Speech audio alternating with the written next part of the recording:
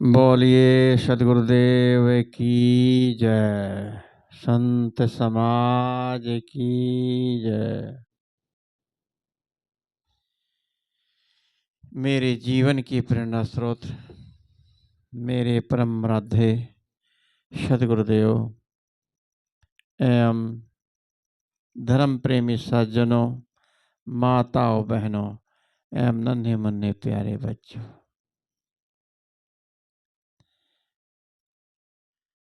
पुराने काल से और आज का समय बहुत परिवर्तन है। पुराने जमाने की बात को यदि लेके समाज की चलें, रीति रिवाज की बात लेके चलें, शास्त्रों की बात को लेके चलें, तो जमीन आसमान का अंतर है। शास्त्रों की सारी बातों को कहाँ माना जाता है। उधर कहते हैं कि शास्त्र में जो लिखा है सच है, उसको मानना चाहिए। पहले जमाने में जब स्त्रियों से बच्चे नहीं होते थे, तो जैसे आज पशुओं के साथ नया दूध कराने के लिए ले जाते हैं, ऐसे पहले भी स्त्रियां, उदाहरण कितने हैं कि बच्चा किसी पुरुष से चाहे करा के लेके आ जाती थी। पूरा महाभारत इसी का ही भरा पड़ा है। इसी से ही पांडव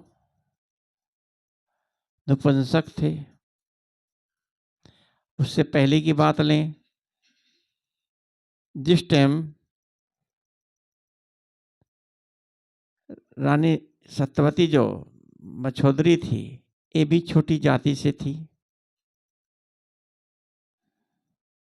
और इसको शादी करके ले आए। उससे पहले संतान, पहले राजा जो शांतनु थे, उनके एक पुत्र था जिसको देवदत्त कहा जाता था। यहाँ महाभारत की बात बताने का विचार नहीं है, लेकिन शुरुआत कर रहे हैं कि अछूत से सृष्टि हुई। जो पराशर ऋषि थे, पराशर ऋषि नाव में बैठकर नदी पार होना चाहते थे, तो जो रानी सत्यवती बनी है वो वहां पर बैठी थी। पिताजी भोजन करने गए होंगे, कहीं गए होंगे, तो उन्होंने कहा मुझे बेटा नाव पार होना है, कह बैठिए। जब माँ बाप करते हैं बच्चे भी जानते हैं, तो नौका में बैठा करके उस पार करने लगी। तो बैठा, जब उसमें बैठे, पराशर महात्मा भंगी जाति के थे, और उनकी पत्नी जो है कुत्ता उबाल के पका के खाती थी, उनकी पत्नी पराशर महात्मा की। तो उस नाव में बैठे बैठे उनका मन बहक गया। जब मन बहक गया तो उन्होंने उससे कहा मैं आपके साथ भोग करना चाहता हूँ। तो कहते हैं कि उन्होंने कहा कि यहाँ ऐसा नहीं चल पाएगा, और दिन है और ठीक नहीं। तो कहते हैं वो धुंधा ऋषि भी नाम पड़ा। उन्होंने, कोई केमिकल होता है आज भी, पानी में डालो एकदम धुआं धुआं उड़ जाएगा, चारों तरफ हो जाएगा। तो उन्होंने ऐसा किया और उसके साथ भोग किया। काले भोजन तो थे ही वो काले पराशर। उसी शकल का वेद व्यास जिसको कहते हैं, जो वेद व्यास की गद्दी है, वो अछूत से ही शुरू हुई है। अगर जाति पाति की बात लें, छूत अछूत की बात लें, तो उधर पंडित ब्राह्मण लोग कहते हैं कि अछूत को वेद नहीं छूना चाहिए, पढ़ना नहीं चाहिए। कि जो वेद पढ़ता था पहले उसकी कान में रांगा डलवा देते थे, जीभ से राम राम रटे जीभ कटवा देते थे, गर्दन उड़वा देते थे। वाल्मीकि रामायण में है, रामचरितमानस में भी होगा कि शंभुक ऋषि तपस्या कर रहे थे। तो वहां पर उनके राज्य में, राम के राज्य में कोई जवान व्यक्ति मर गया, लड़का। तो हाहाकार करता हुआ राज्य दरबार में आया कि आपके राज्य में ऐसा हो रहा, पुत्र पिता के होते पुत्र मर जाए। जरूर कुछ अनहोनी घटना चल रही है, कोई अछूत भक्ति कर रहा है। कहते वहां पर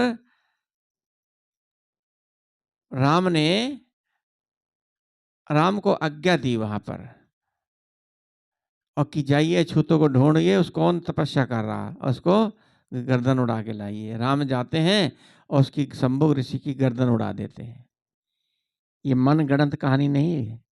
अगर राम ऐसे होते, वो मिनटों में राजकाज न त्याग देते। राम ऐसे होते तो नीचों के गले से मिलते ना, छोटी जातियों से झूठे बैर भी खाए। राम महान थे, पुरुषोत्तम थे। उनकी छवि को धूमिल करने के लिए पंडितों ने यह सब बकवास लिखा कि जो बड़ा व्यक्ति कह देगा उसको छोटे लोग जरूर मानेंगे, समाज मानेगा। जैसे कोई सामान न बिकता हो, सचिन तेंदुलकर का नाम फोटो छप जाए, या और भी क्रिकेटर हैं, या कोई हीरो हीरोइन, जैसे श्रीदेवी लीरिल से नहाती है, लेग से हेमा मालिनी नहाती है, तो उसको लोग खरीदते हैं। जो चीज ना बिकती उसकी प्रचार करा दो, उसका प्रचार होगा, लोग खरीदेंगे। ऐसे ही राम के मुख से कहलवा दिया गया, मुंह में डालो और निकाल लो कि राम ने कहा, कृष्ण ने कहा, वेद में लिखा है। और लिखते हैं कि उधर कि शूद्र वेद तक नहीं पढ़ सकता। जब शूद्र वेद नहीं पढ़ सकता, दर्जनों स्त्रियों ने वेद की रचना की है। और आगे जो ग्रंथों को लिखने वाले पुरुष थे, और स्त्रियों की घृणा की दृष्टि से देखा, पुरुष को महान बताया। जब अछूत जाति के कितने लोगों ने वेदों को ग्रंथ में भी लिखा है। वेद व्यास, महर्षि वेद व्यास हुए जो अछूत जाति के थे। वेद क्यों पढ़ते हो, वेश गद्दी पर क्यों बैठ रहे हो? तो ये सब पोल पट्टी है, सब ये ढोंग ढकसले की भरम की। तो आगे पांडु भी नपुंसक, उसके बाद हाँ अम्बा मेघालिका जो रह गई, उनके पति एक बीमार होके मरा, एक लड़ाई होके मरा, जो रानी सत्यवती का है। तो उसने उनकी बारे में सोचा सत्यवती ने कि, और भीष्म पितामह से कहा, देवव्रत नाम था उनका, कि बेटा आप शादी कर लो, नहीं तो ये राजकाज ऐसी पड़ा रहे, कोई बिना संतान के राज कैसे चलेगा। तो उन्होंने कहा, मैंने माता अटल जीवन भर अटल ब्रह्मचारी होने का अखंड प्रतिज्ञा करी है। पूरे बाल ब्रह्मचारी थे भीष्म पितामह, तभी भीष्म नाम पड़ा उनका देवव्रत का।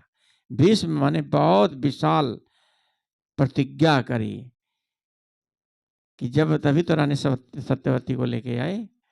उनके रानी सत्यवती के पिता ने कहा कि मैं शादी तो कर दूं, लेकिन तुम इनकी संतान पहली हो, मेरे नाती राज नहीं करेंगे, तुम करोगे। मैं इस शर्त पे करूंगा कि राज इनको मिलना चाहिए। तो उन्होंने कहा, कितने महान थे भीष्म पितामह, नाम तभी भीष्म प्रतिज्ञा करी कि मैं भीष्म प्रतिज्ञा करता हूं कि मैं जीवन भर ब्रह्मचारी रहूंगा और शादी नहीं कराऊंगा। तो शादी नहीं कराई, तो वहां पर रानी सत्यवती परेशान हुई। तो उन्होंने कुछ यत्न सोचा कि कैसे करें, ये तो ब्रह्मचारी है, अब भोग इसके साथ कर नहीं सकते। अब उन्होंने अपने बेटा जो था, उन्हें पता था बचपन में पैदा हुआ है, और वे कहीं तपस्या भजन करते थे, जंगल में थे, उनको ढूंढ निकाला, ले आए, उनको कहा कि आप इनसे संतान दो, संतान पैदा करो। तब उनसे वो भोग करते हैं। 3 स्त्रियां होती हैं, अम्बा, अम्बा कालिका और एक दासी। तो अम्बा बालिका से, एक से धृतराष्ट्र हुए, एक से पांडु हुए, और एक से विदुर हुए। तीनों संतान हुई। और उसमें वेद महाभारत में लिखा गया है कि द्रव दृष्टि डाली, नजर गड़ाई और वह गर्भ रुक गया। ऐसे कहीं गर्भ रुकता है? बड़े लोगों की बातों को पर्दा डाल दिया जाता है। आगे कलयुग में इसको लोग घृणित रूप से देखने लगे, कलिवर्ज करके इसको त्यागा गया। ये कलिवर्ज है, कलयुग में ये नहीं चलेगा, पहले चलता था। आगे कुंती के भी, कुंती माद्री, उसकी भी उनकी भी संतान नहीं थी। पांडु नपुंसक थे, उनको भी संतान किसने दिया? कोई सूर्य नाम का व्यक्ति, यमराज नाम का व्यक्ति, कोई पवन नाम का व्यक्ति, ऐसे ही कोई सूर्य के पुत्र हुए अर्जुन कहते हैं, और पवन के भीम, और ऐसे ही ये संतानें बनी। पांडु के कोई संतान नहीं थी। ऐसे जा जाके यमराज से, ये दुष्टर यमराज के थे। यमराज नाम का कोई व्यक्ति था, सूर्य नाम का कोई व्यक्ति था, इंद्र नाम का कोई व्यक्ति था। ये व्यक्ति होते हैं और उनको महानता में महान जोड़ दिया जाता है। देव, देवता, महान को देवता कहते हैं जो बड़ा काम करता है। पहले इंद्र की पूजा होती थी, आज कहाँ इंद्र की पूजा होती है। इंद्र, वरुण, पवन, ये सब देवताओं की पूजा होती थी पहले, अग्नि की। आज कहाँ है वो प्रथा। ये सब ढोंग ढकोसला। आगे राम के बारे में भी कहा जाता है, दशरथ की संतान नहीं थी, सिंह ऋषि ने फल दिया। कहीं फल से संतान होती है? आशीर्वाद दिया, आशीर्वाद से होती है। कि सिंह ऋषि ने या दवाई दी होगी, अब इसमें क्या कहा जा सकता है। सिंह ऋषि ने आशीर्वाद दिया।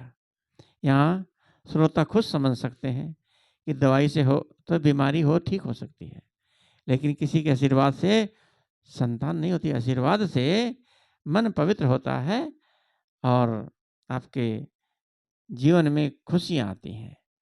संतों का आशीर्वाद तो होता ही है। तभी तो। और सीता, सीता कहाँ से पैदा हुई? धरती फोड़ के। उसके माता पिता कहाँ थे? किसी को नहीं पता। लावारिस संतान जैसे आज भी कहीं बच्चा पैदा करती है नाजायज, और ले जाके कहीं गटर में डाल देते हैं, कहीं अनाथ आश्रम में दे देते हैं।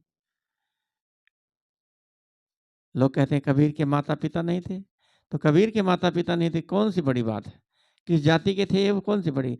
उनकी सीता के माता पिता भी तो नहीं थे, तो कितनी महान हुई, कितनी महान देवी शक्ति हुई।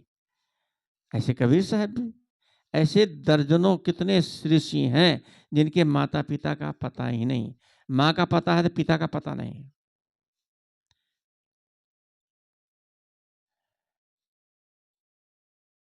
वेदों में कितने ऐसे लोग हैं जिनके माता पिता का पता ही नहीं, माता का है पिता का नहीं।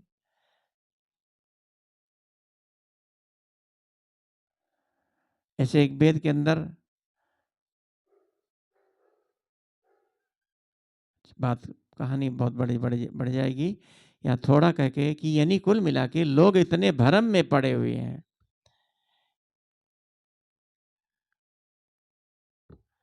कि लोग अच्छा सुंदर सा मकान बनाते हैं, गाड़ी मोटरसाइकिल लेते हैं। जब मकान बनाते तो क्या करते हैं? सुंदर करोड़ों का मकान बनाएंगे और ऊपर एक क्या रख देते हैं? काली हंडी, या फिर किसी स्कूटर का टायर लटका देते हैं। उनसे पूछा जाता है कि ये सुंदर नए मकान के ऊपर ये पुराना टायर क्यों लटकाया गया? उत्तर मिलता, मकान की किसी को नजर ना लगे, इसीलिए टायर लटकाया गया। मकान तो हमारे से ज्यादा अच्छा नहीं है।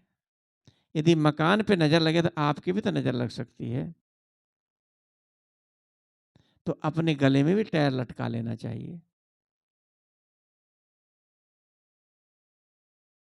लेकिन हमें देखना है, समझना है कि हमें मौत की नजर न लगे, बस मौत से बच जाएं। मौत से कोई बच सका है?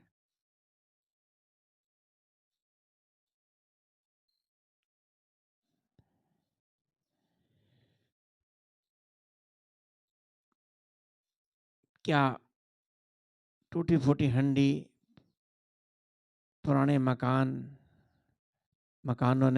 पर हंडियां लटका देते हो, मकान गिरते नहीं, टूटते फूटते नहीं? क्या आप बीमार नहीं पड़ेंगे? काला धागा बंधवा देते हैं लोग। अब तो फैशन चला है कि 90% हर लड़कियां बाजार में बिकने लगा अब तो काला धागा, बड़े फैशनदार है। एक टांग में काला धागा बंधवाते हैं। क्या आडंबर है। ये पंडितों ने तो भरा है। लोग पीपल को खूब दबाते हैं, जैसे माता पिता के पैर दबा रहे हों। जड़ है वो, क्या समझेगा कि मेरी सेवा कर रहे हैं। पत्थर की पिंडियों को जाकर के खूब दबाते हैं, ईंट को दबा दबा करके। अरे मन की भावना है आपकी, पर जल चढ़ा के चले आओ, दबाने से कौन सा वहां उनको पता लग रहा। आके के जीवित आत्मा की पैर दबाओ तो आपको आशीर्वाद भी देगा। माता पिता के तो पैर छूते नहीं है, सास ससुर के पैर नहीं छुएंगे। जाएंगी मंदिर में, जाएंगी घंटों पूजा करेंगी और भगवान को वहाँ पैरों को खुद दबाएंगी, नमस्कार करेंगी।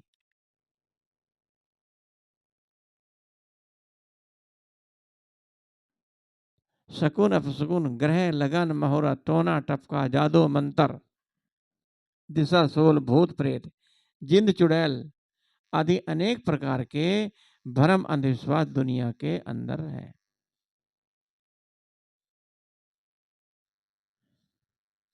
इसी भय का लाभ उठाने के लिए सोखा, बैगा, ओझा, ज्योतिषी, तांत्रिक फंसाते हैं।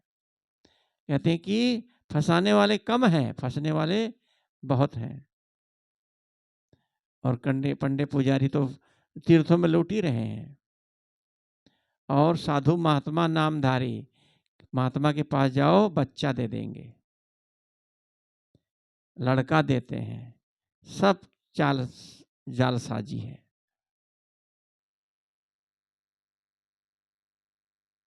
इतनी शिक्षा बढ़ रही है, विज्ञान बढ़ रहा है, फिर भी हम लोग भ्रम में पड़े हैं। अभी पीछे कई साल पहले कि लगभग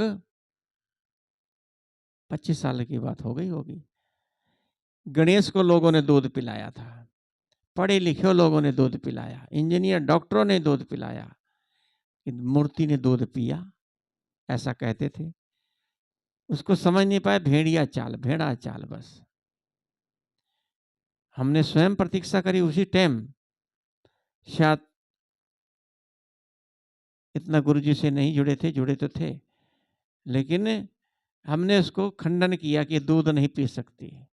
मैं तुरंत, डॉक्टर था मैं, अपने क्लिनिक से लेकर के कॉटन ले जा करके गणेश जी के मुंह के दाढ़ी के नीचे लगाया और गिलास का दूध में से चम्मच भरा और पिलाया। सीधा रखा नहीं जा रहा था, जब थोड़ा सा पुछ के, जैसे बच्चे गले में जाता हो, आधा दूध खत्म हो जाता है, माताएं गिलास को टेढ़ा कर देती हैं तो सारा चला जाता है, गटर गटर पी जाता है। यही हाल लोगों ने किया। जब मुंह में नहीं जा रहा, चम्मच सीधा किया, अरे जिंदा हो कोई तभी तो खींचेगा। होठों के लगाया, नहीं जा रहा, थोड़ा सा बढ़ा दिया हल्का सा, ओ चला गया अंदर और बढ़ा। मैंने भी देखा, फिर मैंने कॉटन लगाई, रुई नीचे लगाया, जाके लेके आया। तो महाराज जी जो संत चिट्टा मंदिर के महंत हैं, उनको भी उन्होंने कहा, अरे देखो माता भी पी रही, माई भी पी रही है, ये भी पी रहे हैं। मैं कहा सब पी रहे साहब, देखो मैं कॉटन में दूध पिला करके जब टेढ़ा किया तो चला गया, 2 चम्मच पिलाया, चला गया। मैं कहा देखो गुरु जी, ये निकला है, दिखाई सफेद मूर्ति, सफेद दूध दिखाई नहीं दे रहा था किसी को, अंधेरा, वैसे भी लोग, भीड़ इतनी हो गई थी, बस नालियों में बहता नजर आ रहा था। इतना भरम लोग, कुछ भी ऐसे चल, तोरी चली थी, तोरी, तोरी के पत्ते पर लकीर आज भी है, ऐसा भरम चला दिया कि तोरी के पत्ते पर नागिन घूमी हुई है, कीड़ा होता है छोटा सा, घूमता रहता है। हम लोगों ने अड़ोसियों पड़ोसियों की तोरियों को ले लेके खूब खाया, लेकिन लोग कहते तोरी खाओगे तो फलाना मर गया, ढिमकाना मर गया, सब देखा देखी अडम्बरबाजी। आज का समाज हमारा कितना मतलब है कि पढ़ा लिखा भी पागल हो रहा, मूर्खों की कमी नहीं है।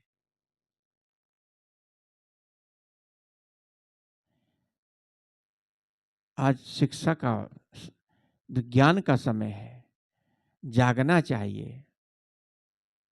कई लोग, पंडित लोग बताते हैं कि ये अंगूठी पहनने से ये लाभ होगा, ये पहनने से ये लाभ होगा, तो जितनी उंगलियां उतनी अंगूठियां पहन लेते हैं, हाथ की उंगलियां कम हो जाती हैं, अंगूठियां बढ़ जाती हैं।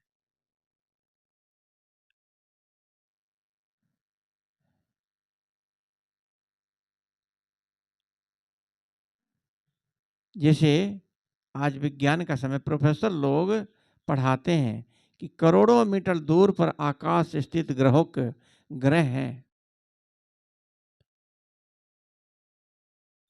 और वो उतनी दूर से ग्रह को उंगलियों पर अंगूठियां डाल डाल ग्रह को अपने कब्जे में करना चाहते हैं। अगर ग्रह है, जैसे सूर्य ग्रह है, चंद्रमा ग्रह है, तारे ग्रहण है, ध्रुव ग्रह है, और तारे का एक तारा है वो ध्रुव ग्रह मानते हैं उसको। तो ये सब तारे हैं। अगर सूर्य की रोशनी ऊपर, ग्रह नीचे आएगा, सबके ऊपर आएगा। नीचे गिरेगा तो एक पर नहीं गिरेगा, सब पर गिरेगा। एक पर कुपित होगा, एक पर कुपित क्यों नहीं होगा? ग्रह तो आसमान में लटके हैं, बल्ब जल रहा तो रोशनी पूरे कमरे में देगा। इसलिए ये सब पंडितों की चाल है। अंगूठी एक रतन है, सोना है, इससे सब ग्रह कैसे बदल सकते हैं? वास्तुशास्त्र के नाम पर नए प्रकार के भ्रम फैलता जा रहा। शहर में जहां कहीं भी देखो नया मकान बनाते हैं, और वास्तुशास्त्री जो कहलाने वाले होते हैं उनके पास जाते हैं। हम लोगों ने कहीं वास्तुशास्त्र नहीं बनवाया, किसी पंडित को नहीं बुलाया। अब गुरुओं की श्रद्धा, गुरुओं के फोटो रख के थोड़ा सा नमन करके प्रसाद चढ़ा दिया, बस हो गया। जीवन भर कभी भी कोई हवन पूजा पाठ नहीं कराया, ना ही कथा सुनी। क्या कोई बिगड़ गया? विदेश के लोग, मुसलमान लोग कुछ नहीं पूछते करते कि उनके बच्चे जीवित नहीं रहते, घर मकान गिर जाते हैं। केवल हिंदू ही सुरक्षा चाहते हैं। समाज का पतन कैसे हो रहा? पढ़े लिखे धनी लोग ज्यादा फंसते हैं, अनपढ़ कम फंसते हैं।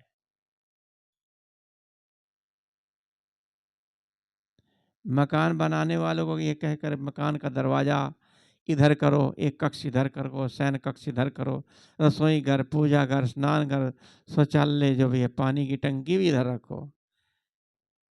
किसी ने बनवा दिया था मकान, उन्होंने कहा भाई ये वास्तुशास्त्र ठीक नहीं, इसको सबको तोड़ो। पूरा मकान ही तोड़वा डाला। मकान बनाने में खर्चा लगता, कितना पैसा लगता है। अपने पूजा के नाम पर लोगों के लाखों के मकान गिरवा देते हैं।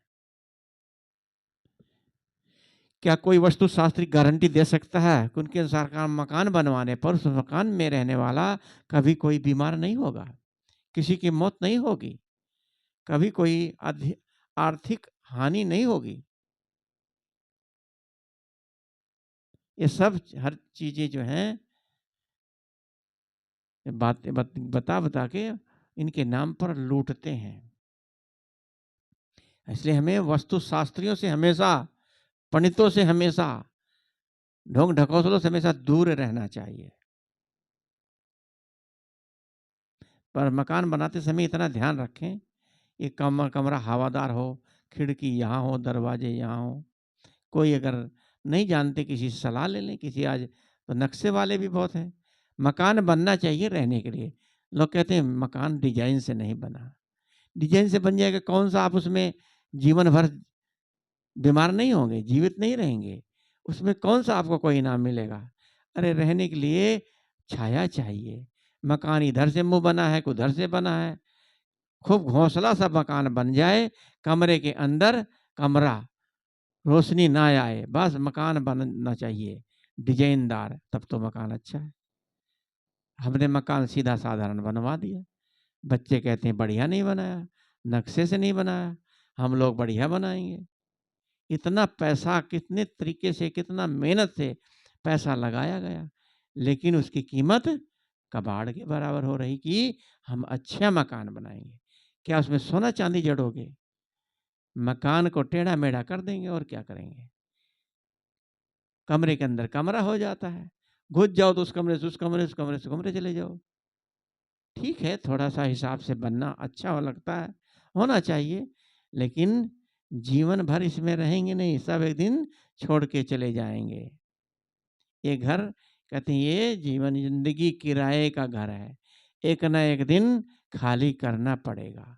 मौत जब तुझको आवाज देगी, घर से बाहर निकलना पड़ेगा।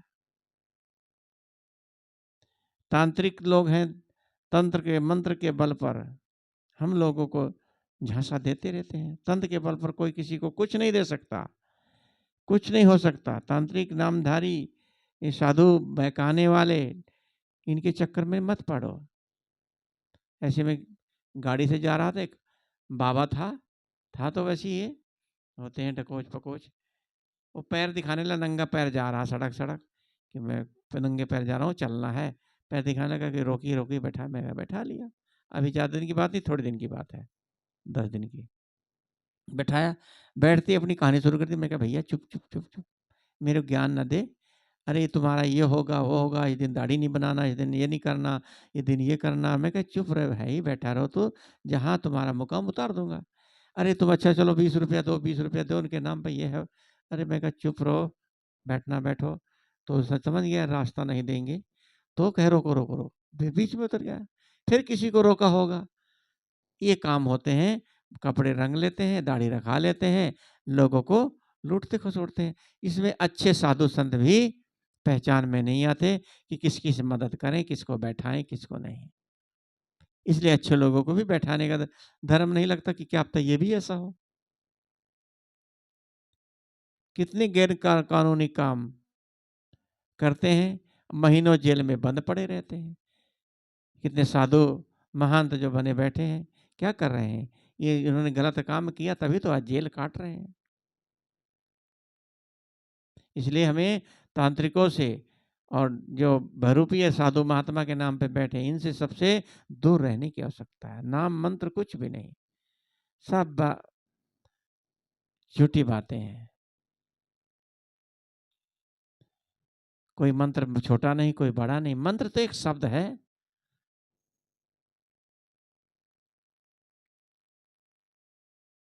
मन की सात्विकता, भावना, एकाग्रता ही हमारे मन को पवित्र करती है। पवित्र मन का विधान किया है। ओम भूर्भुवः स्वः तत्सवितुर्वरेण्यं भर्गो देवस्य धीमहि धियो यो नः प्रचोदयात्, मंत्र है। इसे कहते हैं, इस मंत्र के जपने से कई जन्मों के पाप कट जाते हैं, काल से बच जाते हैं। ये विश्वामित्र के सुबह सुबह उनके मुख से निकला हुआ शब्द है। कहीं छंद से किसी की मुक्ति हो जाएगी।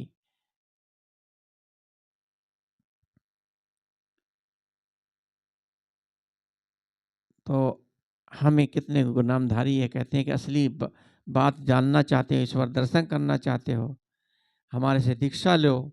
ऐसे गुरु किसी प्रकार के लोगों को अपना शिष्य बनाकर उनसे आर्थिक, मानसिक और बौद्धिक शोषण करते रहते हैं। कितने गुरु हैं नामधारी,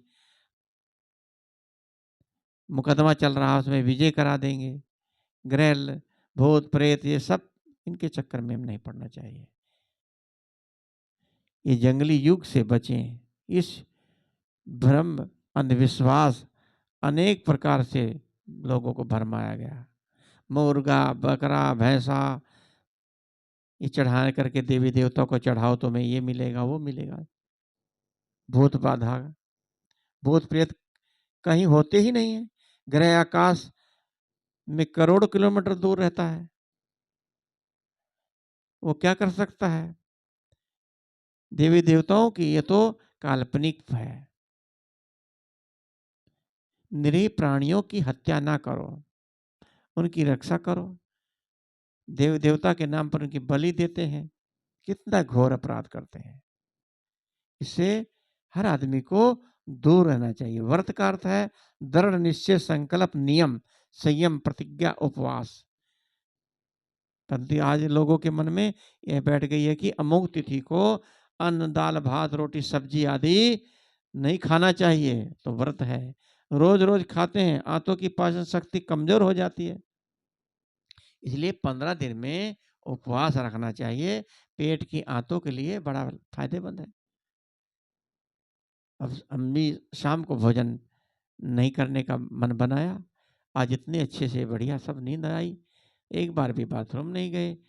और कुछ भी सुबह भी ऐसा नहीं लगा पेट के अंदर, बस तुरंत उठो प्रेशर बन गया। पानी पियो प्रेशर बनता ही है। तो कम खाना गम खाना कितना लाभदायक हो, बीमारी नहीं रहेगी, कोई रोग ही नहीं रहेगा। हम जितना खाते हैं उसी से उतने, जितने लोग खाएंगे उतनी बीमारी ज्यादा बढ़ती है।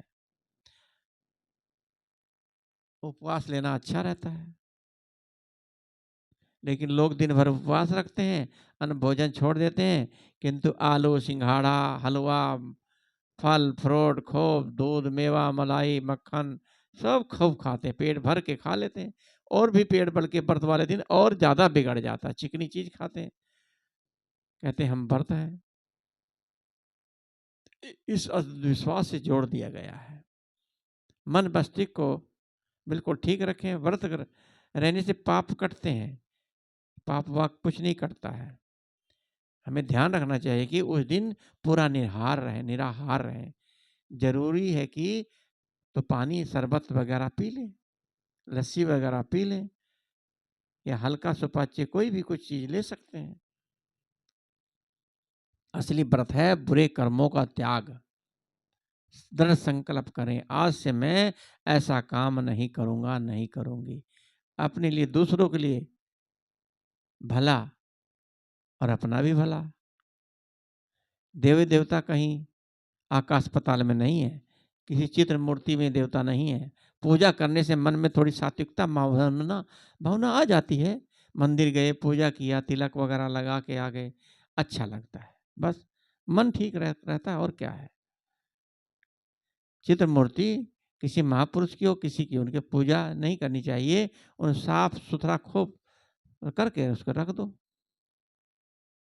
उनसे आदर्श लो।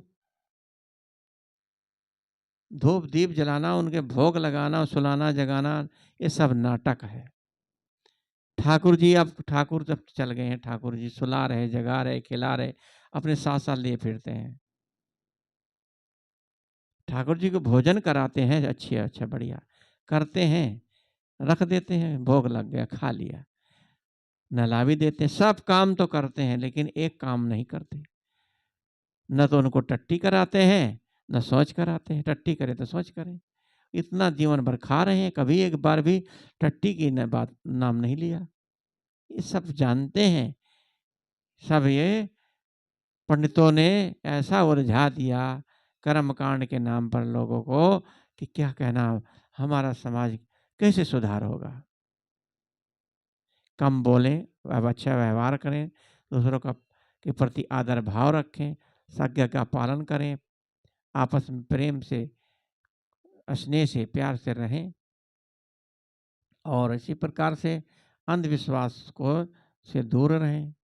किसी मिट्टी पत्थर कागज की मूर्ति चित्र बनाकर उनके देवी देवता मानकर उनकी पूजा आराधना करना बिल्कुल छल कपटपूर्ण व्यवहार है। असली देवी देवता और पूजा को न समझना तो हमारी मूर्खता है।